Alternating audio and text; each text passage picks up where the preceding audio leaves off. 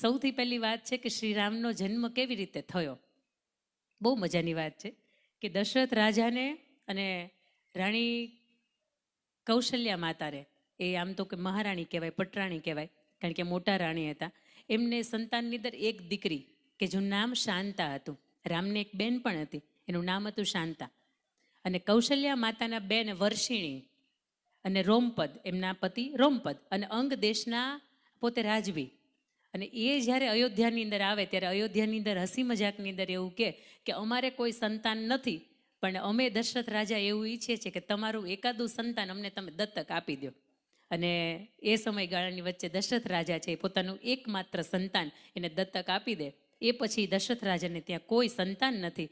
શાંતા છે એને લઈને રોમપદ વ્યક્તિ છે જે રાજા હતા એ અંગ દેશની અંદર જાય.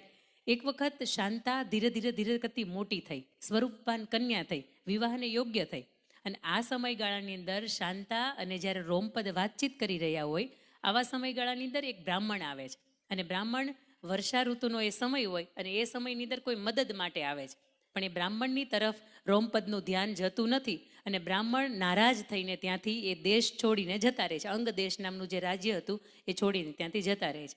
અને એ જેવી અવસ્થાની અંદર જ્યારે છોડીને જાય ને ત્યારે મેઘરાજાને ચિંતા થાય કે મારો એક બ્રાહ્મણ છે એક અંગ દેશના રાજવીની પાસે કંઈ મળ્યું ને આવી રીતે છોડીને જતો રહ્યો. એટલે મેઘરાજા છે એ કોપાયમાન થાય અને ત્યાં અનાવૃષ્ટિ થાય. તે એક પણ જાતનું ટીપું તે પાણી પડે નહીં. એટલે ઋષિ શૃંગ નામના એક ઋષિ હોય, એમને બોલાવવામાં આવે ને એમને એવું કે તમે એક સરસ મજાનો યજ્ઞ કરો. અને અમારાથી જ્યારે મેઘરાજા કોપાયમાન થયા છે ને તો આ કોપાયમાન પણ એમનું નષ્ટ થઈ જાય અને અમે આ યજ્ઞની અંદર પરિપૂર્ણ અને સફળ થઈએ. એટલે ઋષિ શૃંગ છે એમને બોલાવવામાં આવે, યજ્ઞ થાય, યજ્ઞ સફળ થાય અને ખૂબ સુંદર મજાનો વરસાદ ત્યાં પડે. અંગ દેશની અંદર રોમપદ રાજા છે એમની ત્યાં સરસ મજાનો વરસાદ પડે. એટલે એ એટલા બધા ભાવ વિભોર થઈ જાય, એટલા બધા પોતે ઉત્સાહી થઈ જાય કે પોતાની એકમાત્ર જે દીકરી હતી શાંતા, એમના લગ્ન છે એ ઋષિ શૃંગની સાથે કરાવવામાં આવે. ઋષિ શૃંગને બીજો સંદેશો આપવામાં આવે કે દશરથ રાજા છે, અયોધ્યા નરેશ છે, એમને ત્યાં સંતાનમાં પણ દીકરીના લગ્ન થઈ ગયા, ત્યાં સુધી કોઈ સંતાન નથી, તો એમને સંતાન પ્રાપ્તિ માટેનો યજ્ઞ કરવો છે ને આપ ત્યાં જાઓ. એટલે ઋષિ શૃંગ છે અયોધ્યાની અંદર આવે, અયોધ્યાની અંદર પુત્ર પ્રાપ્તિ માટેનો યજ્ઞ છે એ કરવામાં આવે. અને એની અંદરથી સાક્ષાત અગ્નિદેવ એક પ્રસાદના વાટકાની સાથે બહાર આવે અને એ દશરથ રાજાને એવું કે આની અંદર જે પણ પ્રસાદ છે તમારી ત્રણેય રાણીને તમે આપો અને એમાંથી તમને ઉત્તરાધિકારી અયોધ્યાનો વારસદાર છે એ તમને મળશે. અને એમાંથી એ ત્રણ રાણીઓ છે એમને દશરથ રાજા છે એ આપે છે. એટલે કૌશલ્યાના કુખેથી પ્રભુ શ્રી રામનો જન્મ થાય છે, માતા કૈકેયીના કુખેથી ભરતનો જન્મ થાય છે અને માતા સુમિત્રાના કુખેથી બે જુડવા બાળકો એટલે રામની સાથે લક્ષ્મણ અને શત્રુઘ્ન છે એમનો જન્મ થાય છે. આમ કહેવાય કે રામ હતા ને એ વિષ્ણુનો અવતાર હતા, પરંતુ એની સાથે સાથે એમના સુદર્શન ચક્ર એટલે ભરત હતા, એમનો શંખ એટલે શત્રુઘ્ન હતા અને શેષનાગનો ખુદ અવતાર એટલે લક્ષ્મણ હતા. આવી રીતનો રામના જન્મની કંઈક કથા છે ને આપણા પુરાણોની અંદર આવી રીતની લખી છે. બીજી વાત મારે તમને કરવી છે. હમણાં મેં તમને વાત કરી એમ કે હનુમાનજી ચરિત પણ એક એમના દ્વારા લખેલી પણ એક રામાયણ છે કે જે મહર્ષિ વાલ્મીકીની રામાયણ છે એ લોક સુધી પહોંચી શકે એટલા માટે પોતે પોતાની રામાયણ છે ને એને નષ્ટ કરી નાખે છે. એટલે હનુમાનજીની પાસેથી આપણને શીખવા મળે કે જ્યારે આપણે એમ થાય કે આપણે જ આ બધું કર્યું છે પણ આપણી પાછળ પણ આપણાથી નાનો કોઈ વ્યક્તિ હોય એ પાછળ ન રહી જાય. એટલે ભક્તિ કોને કહેવાય, સમર્પણ કોને કહેવાય, સેવા કોને કહેવાય, ત્યાગ કોને કહેવાય, આ જો જીવનમાંથી કોઈની પાસેથી શીખવું હોય તો એ હનુમાનજીની પાસેથી તમે સરસ રીતે શીખી શકો.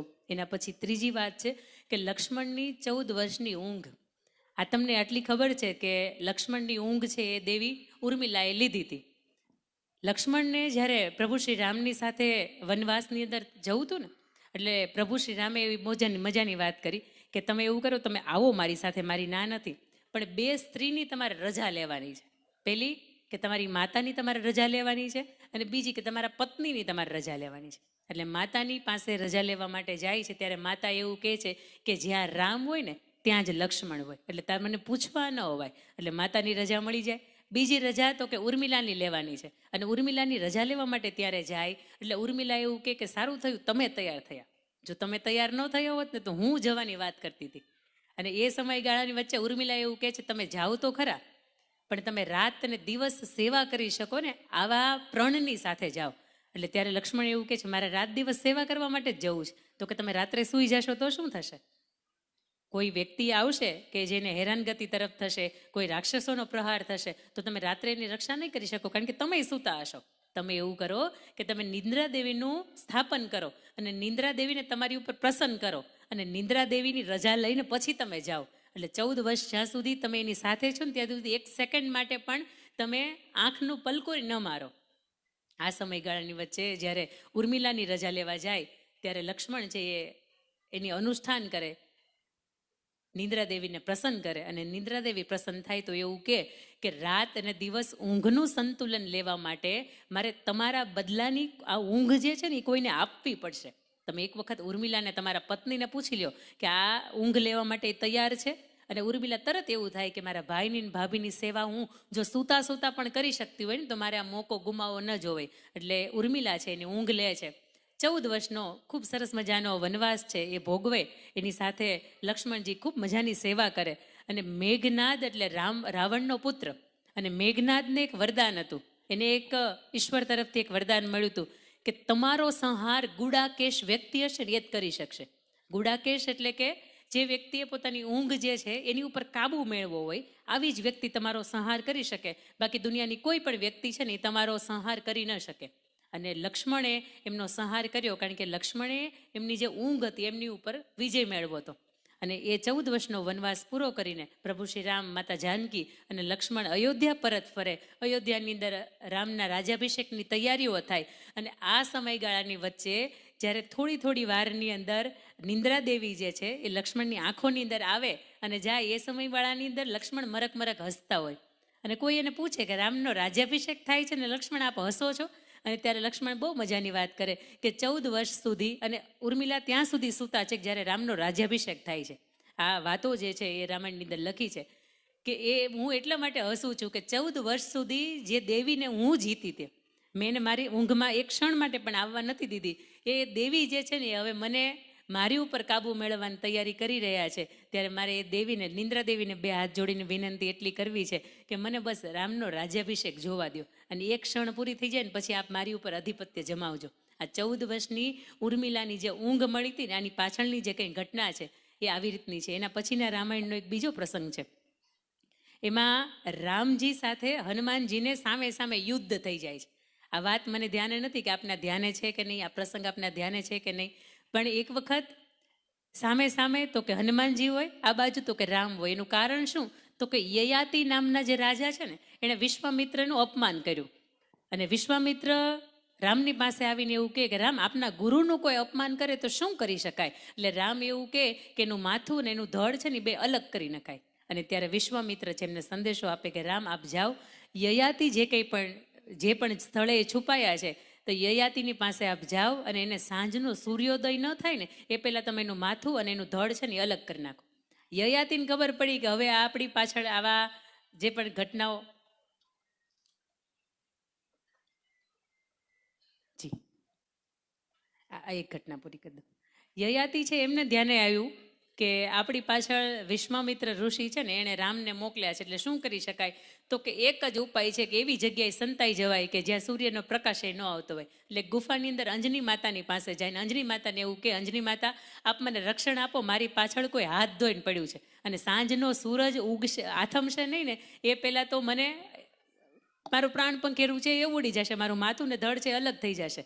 એટલે અંજની માતા છે એવું કે તમે અહીંયા બેસો, મારો હમણાં પુત્ર આવે ને એટલે હું એને કહું, જે મારો પુત્ર આખા સૂર્યને ગળી જાય એને સૂર્યાસ્ત થોડો થવા દે.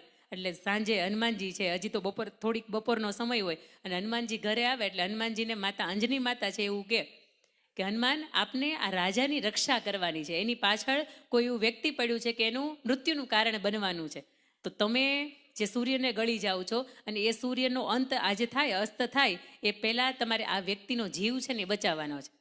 હનુમાનજી છે કહે છે કંઈ વાંધો નહીં, તારે હું એનો જીવ બચાવીશ. યયાતિને પૂછે તમારી પાછળ કોણ પડ્યું છે? એટલે કે રામ. અરે કે ભાઈ પહેલાં કેવું જોઈએ ને, કાં તો નકુચામાં આંગળી આવી ગઈ કે મારા જે દેવ છે, મારા જે ઈષ્ટદેવ છે, હું જેની પ્રત્યે સમર્પિત છું એ તમારી સામે પડ્યા તો હવે હું યુદ્ધ કેમ કરીશ? પણ માતાનો સંદેશો છે કે માતાનું મારે આહવાન છે, એટલે માતાનું મારે માન રાખવું પડશે. યયાતિને એવું કહે છે કે આવો તમે છુપાઈ જાઓ, અને એની ફરતે પોતાની પૂંછ છે ને એને વીંટાવી દે અને બે હાથ જોડીને ઊભા રહી જાય. ઘણી વખત એવું થાય કે રામ મોટા કે રામનું નામ મોટું, પણ આ પ્રસંગ તમને મને એવું શીખવે કે કદાચ 24 કલાકની અંદર તમે રામ દરબારની અંદર ન જઈ શકો તો ચાલે, પણ રામ નામનું રટન તમે ઘર બેઠાઈ કરો ને તોય તમારા જીવનનું કલ્યાણ થઈ જાય. યયાતિને પોતાના પૂંછની અંદર છુપાવી દે અને બે હાથ જોડીને આ બાજુથી પ્રભુ શ્રી રામ છે એક પછી બાણ જે હોય એના પ્રહારો કરવાનું ચાલુ કરે, અને હનુમાનજી પોતાની ગદા એક બાજુ મૂકીને બે હાથ જોડીને શ્રી રામ જય જય રામ, મારી સાથે આપ પણ કહેશો શ્રી રામ જય જય રામ, શ્રી રામ જય રામ, બોલો શ્રી રામ જય રામ, શ્રી રામ જય રામ. અને હનુમાનજી સરસ મજાના ભક્તિભાવની સાથે એક જ ધૂન શ્રી રામ જય રામ. એનાથી મોટું હરિનું નામ આ વાતની સાથે. અને છેલ્લે વિશ્વામિત્ર ઋષિ છે એ જુએ છે કે હનુમાનજીનું શું ભક્તિ છે, શું સમર્પણ છે, શું ત્યાગ છે, અને પોતે રામને આ આદેશમાંથી મુક્ત કરે છે કે રામ આપ આદેશમાંથી મુક્ત થાવ છો. અને આવી રીતે યયાતિ જે રાજા છે એમનો જે જીવ છે એ બચાવી લે છે. પણ આ વાતની વચ્ચે મારે થોડીક ક્ષણો માટે અહીંયા પીઆઈ સાહેબ પણ અહીંયા ઉપસ્થિત છે, આવો એમના સન્માન તરફ મારે પરિવારને વિનંતી કરવી છે કે થોડીક વાર માટે મારી વાણીને હું વિરામ આપું છું. આપ ચાલુ કરશો.